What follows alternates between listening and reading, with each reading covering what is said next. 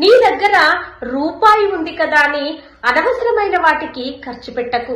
10 రూపాయలు ఉన్నాయని నాకన్నా మొనగాడు లేడని ఇతరుల పరువు తీయకు.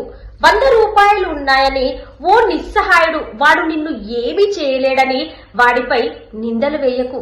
1000 రూపాయలున్నాయి అని ఇతరుల జీవితాలలో గొయ్యి తవ్వకు.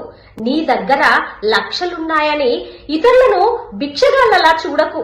నీ దగ్గర కోట్లున్నాయని ఇతరులకు పూట కూడా గతి లేదని దయచేసి అనకు. ఎవ్వరి జీవితం వారిదండి.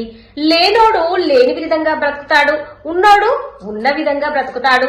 ఉన్నోడు పంచభక్ష పరమన్నాలు తింటే లేనోడు పచ్చడి మెతుకులు తిని పూట గడుపుతాడు. కానీ వాడు ఎవ్వరికీ చెప్పుకోడండి. డబ్బుంది కదా అని నిస్సహాయుణ్ణి వాడి దగ్గర ఏమీ లేదని చులకన చేయకు, తీసిపడేయకు. ఇవాళ వాడి టైం బాగాలేక వాడి చెయ్యి కింద ఉండొచ్చు. రేపు భగవంతుడు వాడికి మంచి టైం ఇస్తాడు.